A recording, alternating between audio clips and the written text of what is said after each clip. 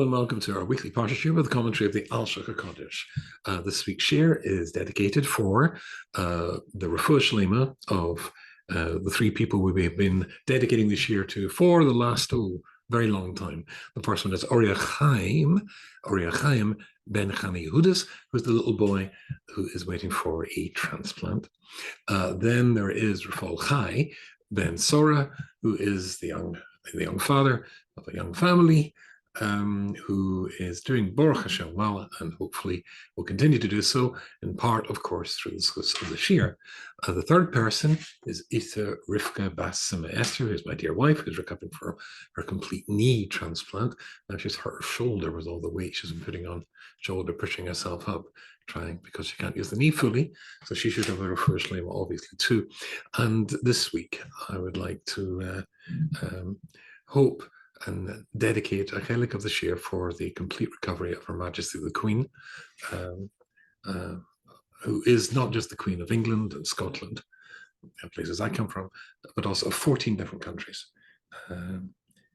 Deeply upset to hear Her Majesty, 96 years of age, is not doing very well. The family is concerned and have been gathered to her bedside. It should be a false worry, and she should have a complete recovery. Okay, Parshas Tetze. Now, I would recommend you, said he modestly, to look, as this is the second in our series, but look at last year's. If you want to see some really beautiful Alshich, not that we're not going to offer you beautiful Alshich this week too, but there's this tremendously important Alshich, which resonates with the theme of the year that we're in, which is Erev Rosh Hashanah. So I would strongly recommend that you enjoy that Shiur as well. But hopefully, as I said, you'll enjoy this one too. This week's Shiur is going to focus not on the going out to war at the beginning of, but the recollection of another war at the end of the Parsha. So let me just take you through the wonders of the beautiful little art scroll, Cedar Chumash here, to page 1064, if that's the one you have. If you don't have that, then it's chapter Kof Hey, and it starts, well, for our purposes, it's going to start at Yud Gimel, Pasuk Yud Gimel. There, the Pasuk is, I'll just read to you simply and translate. It's a very simple message, and the Torah, let the Torah, or HaShem Yisborach, speak for himself, as it were. Lo yeh lecha bekischa even ve'even gedola v'katana. Don't have, it's the laws are talking about the integrity of the businessman. Don't have two separate weights in two little bags in your pocket. One is the weight that you show, but the one that you actually use. So you're like a conjurer using a dishonest weight, dishonest measures and measurements when you're selling and buying stuff. And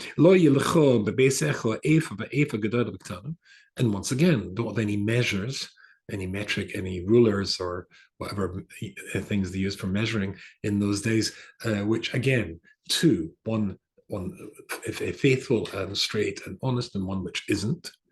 And then the Pasuk says why. It says, Evan shalema b'tzedek yiyelecho, be'efa shalema b'tzedek yiyelecho, l'man yarichu yamecha, adom asher Hashem alekechem lesin loch. You must always be straight in business. You must always use straight measures, so that the length of your days that you live in the land of Israel, which Hashem is giving you, is long and continuous. And because Hashem values very, very much people who are straight in business and detests those who are crooked in business.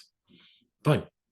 And that's the psukim that deal with the ethics of business. Now, of course, and when it comes to the Shulchan Aruch and the Gemara, I should say the other way about Gemara and Shulchan Aruch, there is a universe to say on this, but that's the general principle.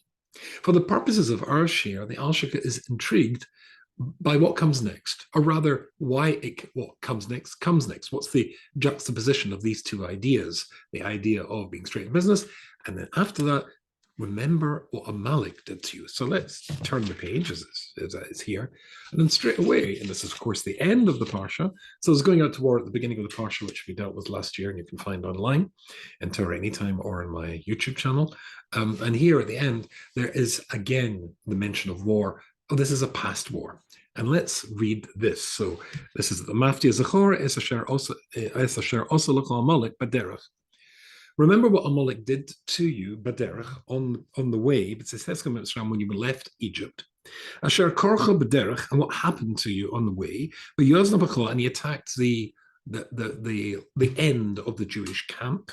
Kol hanachloshim achrecha, the people who were the weak people, the vulnerable who were following after you. And you were exhausted. Is that how it translates? Faint and exhausted, it says here. V'lo yore elokim, and you did not fear God. Certainly did not fear God enough. But let's read on. And what will be that when Hashem gives you rest and lets you relax and be unconcerned from all of your enemies, which surround your land. This is something we had last week, Cedra, as well. Which Hashem is giving to you, and as an inheritance, Timcha as Zecher Amalek. At that point, you will wipe out the memory of Amalek. From underneath the heavens, and you should not forget this law. That's what we're looking at in this week's Parsha. Okay, so far so good. Now, I must tell you that there's some very, very exciting ideas coming up in the Alshich here. Certainly a lot of Kabbalah, but well, I'll just let him do the talking here. So if I close this, I think it's worthwhile just to remind ourselves who Amalek are and what these references are in the pasuk here to what happened in the past. So, of course, Amalek has attacked the Jewish people on 2 occasions previously. One is hinted at here, and the other is hinted at here too. The first one was indeed when the Jewish people come out and they're tired and they didn't believe in God. So if I flip back to that, now you'll find that in Parshas B'Shalach. And you will find that again if you're using the art scroll on page 390, and there I'll just read it to you just to give us the context. So the place called Refidim. Now Refidim means weak. There's a hint there in Rofi Yodayim, Refidim. Rashi says that meant that their attachment to Torah and to the values that Hashem had brought them out from Egypt to embrace, which of course will be fully embraced when they come later to Mount Sinai. They weakened, they weren't sure, and their faith and belief in God had wavered at that point. That Kabbalistically, mystically, we'll be spending a lot of time on Kabbalistic and mystical things, that weakened the protection that they had from Hashem and they had from the Torah, and that allowed Amalek an entree to attack. And straight after that, it says, V'yoba Amalek v'yolochem Yisrael b'Refidim. V'yom Moshe, and Moshe says, Yeshua, you lead the battle. This is a famous bit when Moshe goes up to the top of the mountain, and his hands are up, the Jewish people succeed. We covered that in the previous year as well. And after the Amalekites are destroyed, there's an interesting thing. When Rashi says here, when the Amalekites are destroyed, Yeshua kills their leaders, but he didn't wipe them out completely. And there's an astonishingly interesting comment here in the art scroll, quoting Rabbeinu Bachia. He explains that God does not interfere with the normal cause of destiny unless it's unavoidable. I think what that means is that he doesn't do more than is absolutely necessary. To save Israel at that moment, it was necessary only to weaken, not to destroy Amalek. So Hashem's miracle is always limited. It doesn't reveal his true hand or his complete hand. Interesting idea. But then at the end of Parshas B'Shalach, it says, "V'yam Hashem al Moshe kseiv zeh zikron b'sefer." Write this in a sefer. L'chumash is the normal understanding. V'sim ba'ozni Yeshua, and put it in the ears of Yeshua. Ki mochat emcha ez zikra Amalek mitachal shemad. There's a mitzvah to completely wipe out the memory of Amalek from the heavens. Ve'eben Moshe mizbeach v'yikra shmo Hashem Nisi, and at that point. Moshe builds an altar, and he called it its name. Hashem is my miracle. Yod al case ko. Hashem's hand will be on his throne. Melchoma Hashem will be a war from Hashem Amalek against Amalek midar forever throughout all the generations. That's the story. The first attack of the Jewish people. On the Jewish people by Amalek, but there was a second one. And the second one is in Parshas Klukos, and it's really quite interesting because it doesn't say in the Torah there was Amalek that attacked. We need the Talmud to fill in the background details for that. And this is what it says.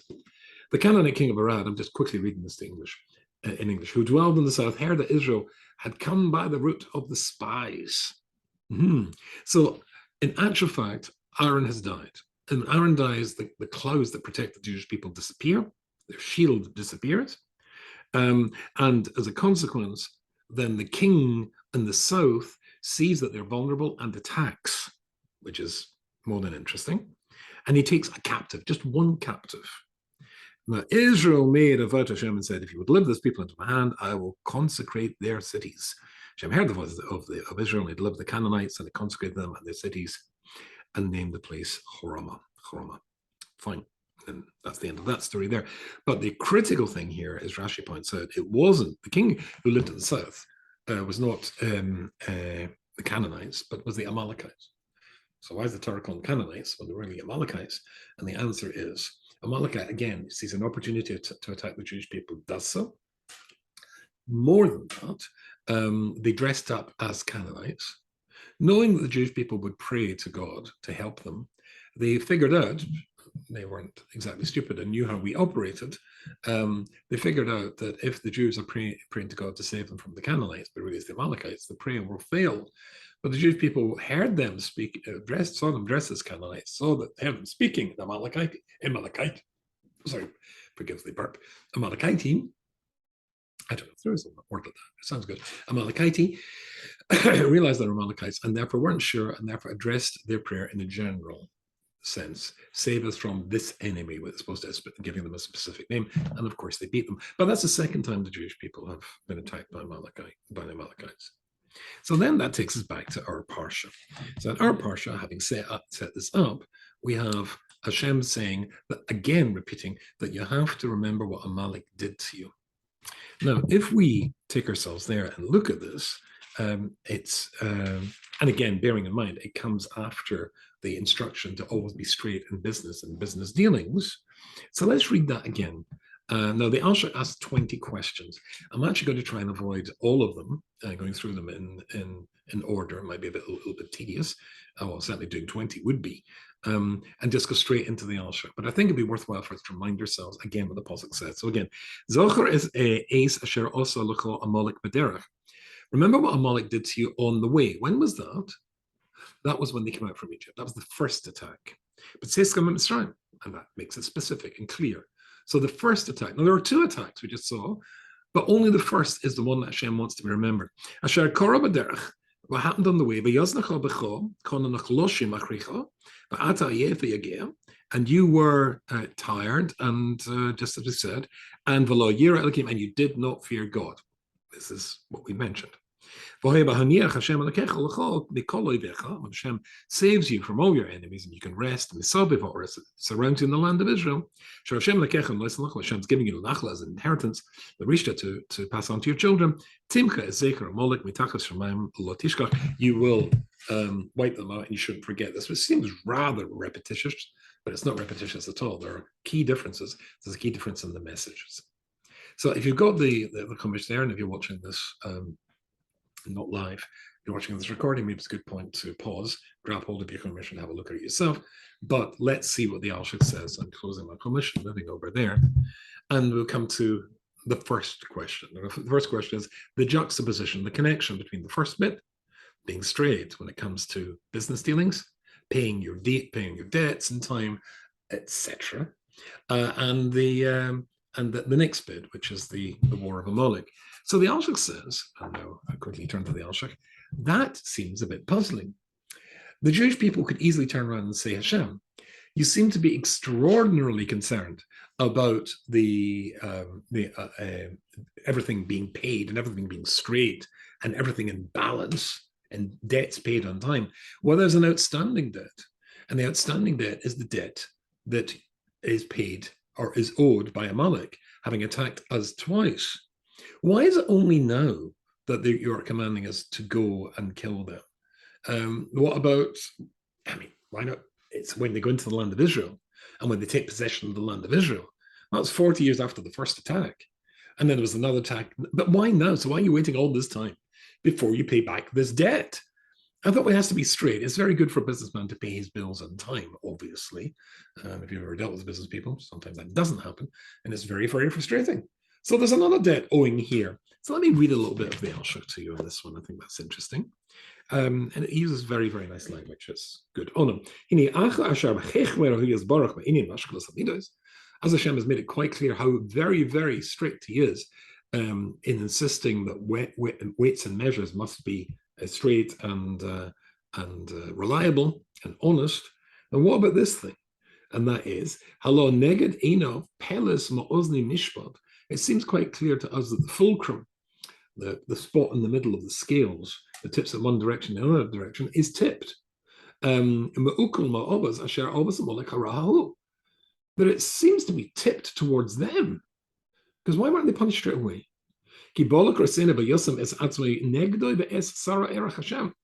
Because they put on these scales, and these scales of judgment in heaven, they put themselves in one pan and their sar. And saro erech Hashem, in balance against Hashem and against the Jewish people. So here's the scales. Hashem, the Jewish people on one side, and then them, the Amalekites, and their sar. No. This point I have to pause and explain to you this incredibly interesting concept, although the Alshich is going to come back to it later. You can find this actually in Posset Shiur, Kof Dalet, Kof Aleph, chapter Kof Dalet, and Posset Kof Aleph. And let me read to you where it says there. Oh, what did the Posset say? And the idea is, find this. Okay,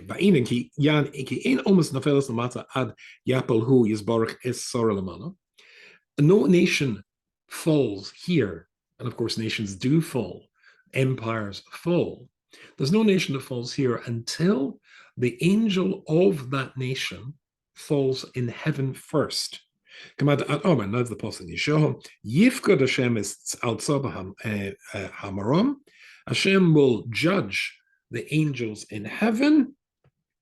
And after that, the kings of those nations on the earth. So here's the deal. There are classically 70 nations in the world. The 70 nations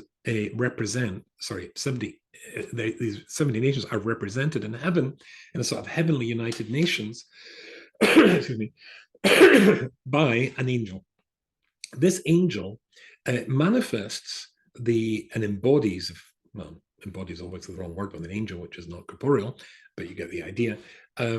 This angel manifests the ideas, the philosophies, the outlook of that nation.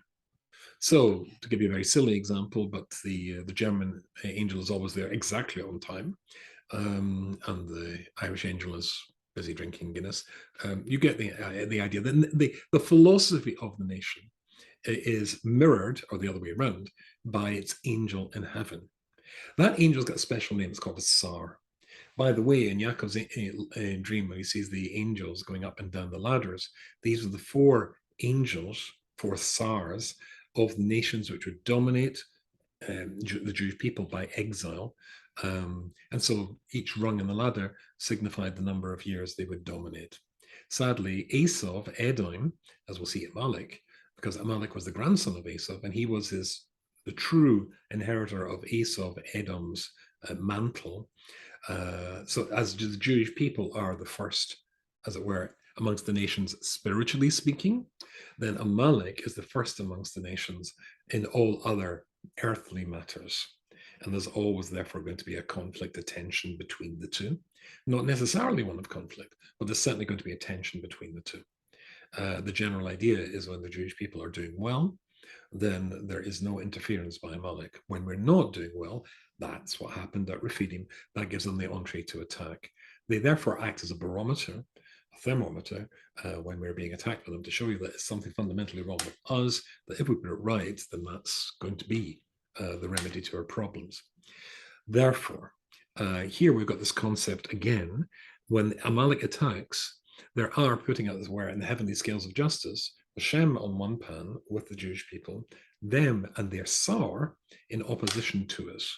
Now that's quite a chutzpah, to put it mildly. I'll read a little bit more. So they are putting themselves up against Hashem. But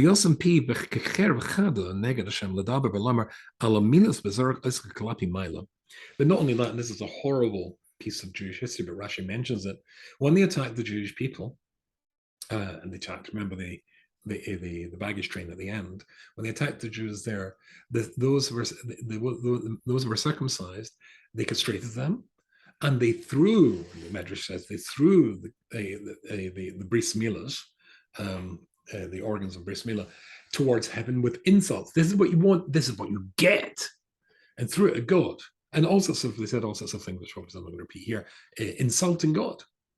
Now, the question really is, therefore, why didn't God, this strengthens this question before, why didn't God get them for that? Why didn't he get them? So the Alshich goes on and says, because there was two offenses here. The first offense was the offense against God, as we just mentioned, and there's the offense against the Jewish people. After all, they were the ones who were physically attacked. But then there's the theological attack, the philosophical attack of Amalek and their belief and their angel, who embodies their belief, against God. Why didn't they get attacked? So two attacks were really or two aspects to this attack. So why didn't God, as it were, intervene first and punish them at the time that it happened? We're only talking about this going to be activated, this war of vengeance, of rebalancing the scales 40 years later. And the theme seems to be on that first attack. We seem to somehow or other be missing out the second attack, and I'll explain to you why soon. Or rather, the Alshich will explain to you why soon. The answer to this is really interesting. And this is a beautiful idea you'll find all the way through the Chumash. HaShem is always concerned more about the honor of the Jewish people than he is about his own honor. Now, there's a ton to say in that, but let's just take that as the general rule, which applies throughout the Torah. The Jewish people come first. If there is an attack on HaShem, an attack on the Jewish people, it's HaShem who puts himself in the back seat. The Jewish people are going to be, as it were, they put to the front, which is more than a little interesting. You see it several times. I'll just give you one example, and that is when the Jews are coming out from Egypt back to Parshas Beshalach, and in Parshas Beshalach, when Hashem says that he will, Pharaoh and his army will chase after you into the sea, and he will, the Jewish people will be revenged for all the terrible things he did to them, and then will come me. Well, maybe I'll read that to you. So I hope my marker here is in the right place.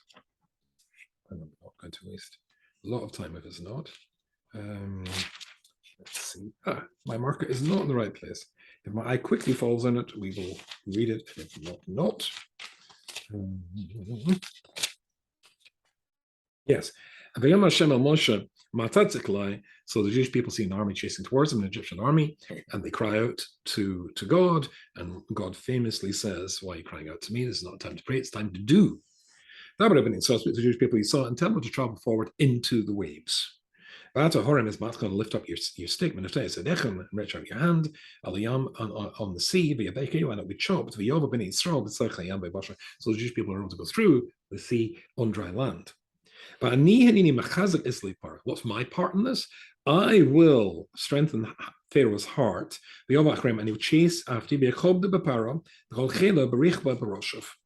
So, and then I will be honored. So first of all, stretch out your hand and split the Red Sea, and then you will cause the death of the Egyptians. And that will be in the beautiful, beautiful Alshich there. It says you will pick up your stick. Imagine that little card is a stick. Stretch out your hand. Watch what happens to the card. Pick up the stick, stretch out your hand. The stick drops. Because magicians always use magic wands. And power was brought up there. They might turn around and say, he did this for a magic stick. No, it's got to be you that does this. Why? Because they tried to drown you in the water. Now you're going to be drowning them. What did they try to the Jewish people? Again, Yisrael's mentioned. Tell the Bnei Yisrael to go through, and I'll save them. And then afterwards, after this, I will be honored. But first, he's concerned about the Jewish people and the honor of the Jewish people. We come first. The man they tried to drown, he drowns them. The Jewish people are saved, they are not saved. And I through that. But it's you that comes first. So it's the same idea here. HaShem, because this general rule always applies, that the honor of the Jewish people comes first, consequently, it has to wait till now. I couldn't do it then. I'm only going to do it now. Why am I only going to do it now? Because in order for the Jewish people's honor to be restored, for that balance to be, well, it seems to be out, the balance seems to be out of, the scales is out of balance, that is going to be repaired by the Jewish people.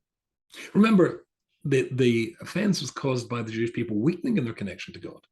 And also put the scales back in balance, they have to recommit to that connection to God. So it's something you're going to do. And when you do it, then you'll be able to fight a war against Amalek, succeed in that war against Amalek, and then I can deal with the angel upstairs in heaven. Normally it's the other way about, but because you come first, then I need this to happen through you.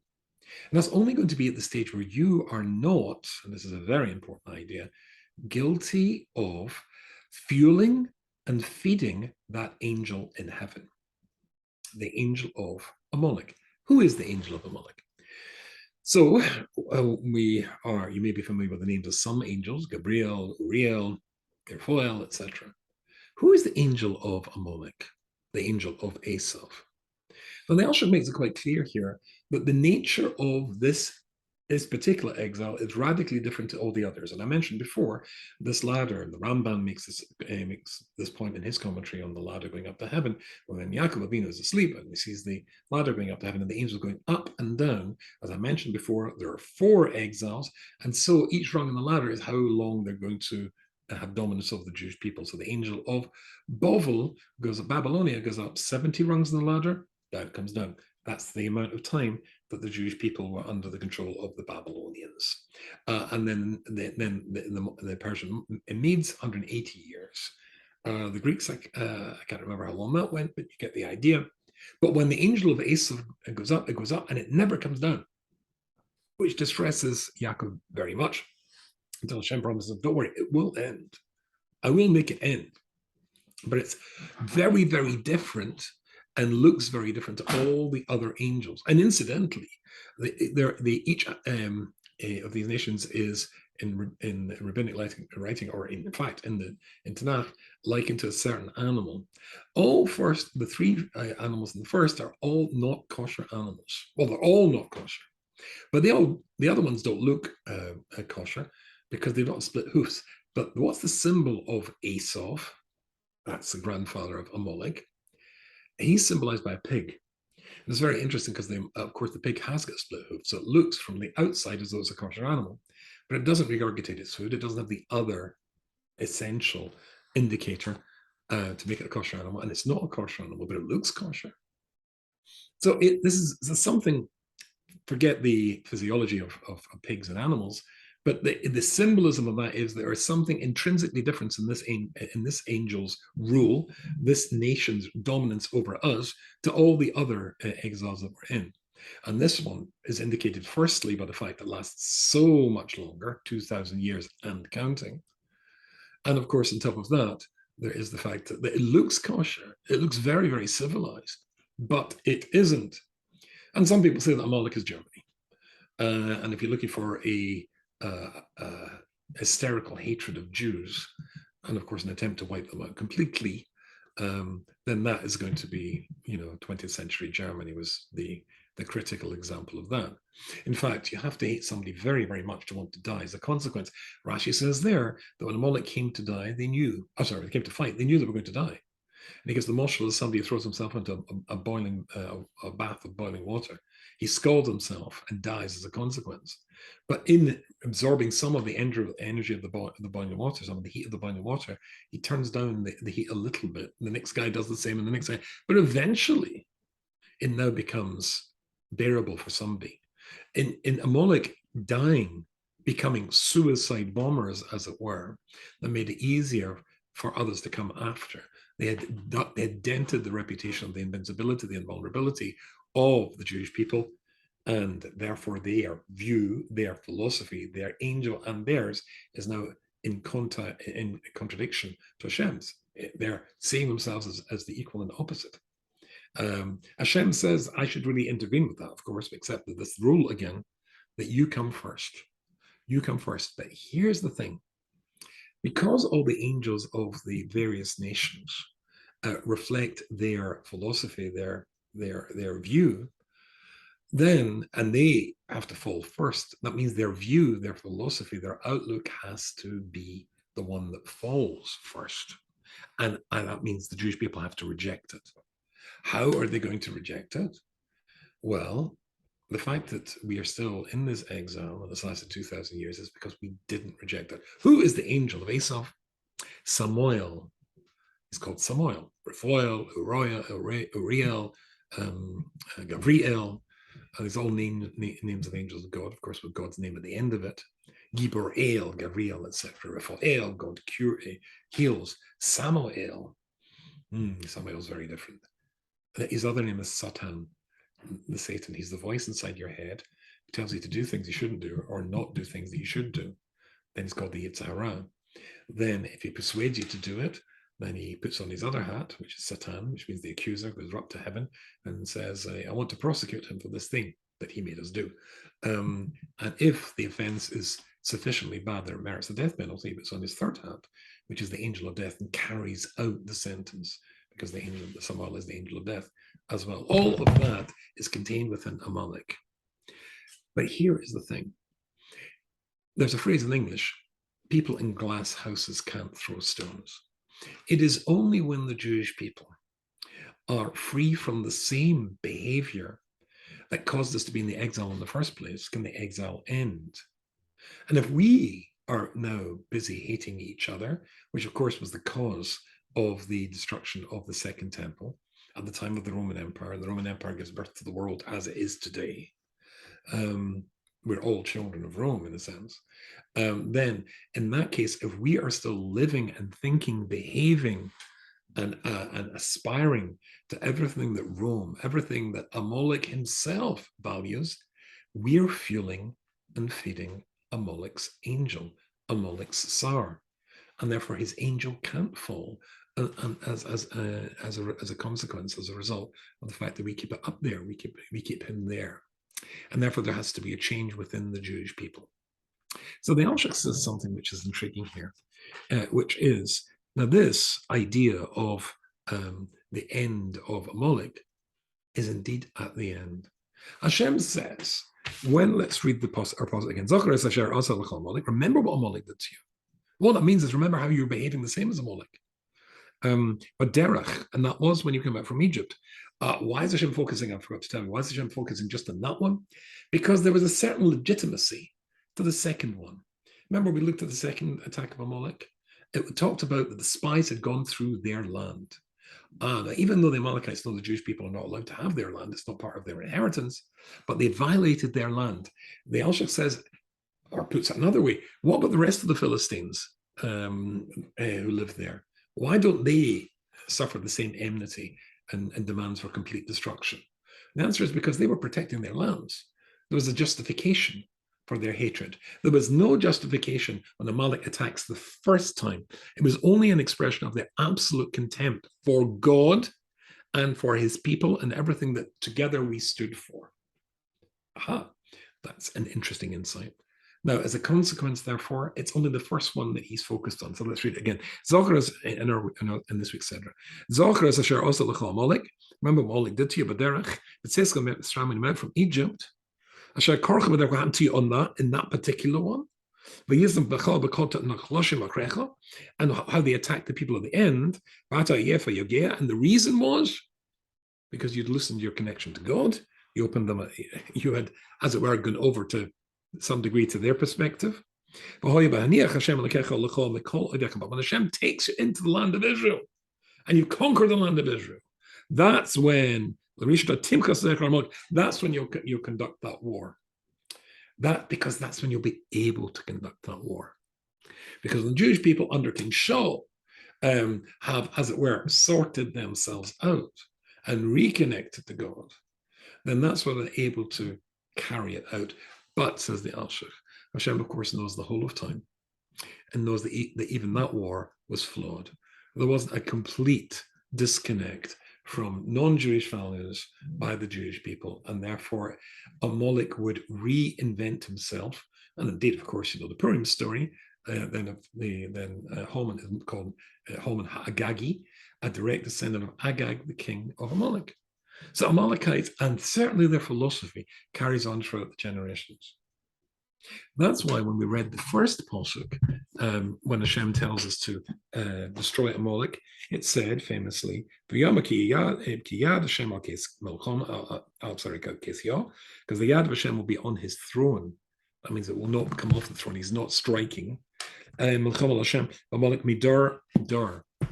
It'll be something that will go through all the generations. Hashem knows fine well that we will fail in this one, or fail, or let's put it the other way about, not completely succeed. When is it going to be that we succeed? It will be at the very end of Jewish history. It will be at the time of the Mashiach. And still he's willing to allow the insult that Amalek originally gave him, throwing those bris milas at heaven, all sorts of foul insults towards Hashem Yisbarach.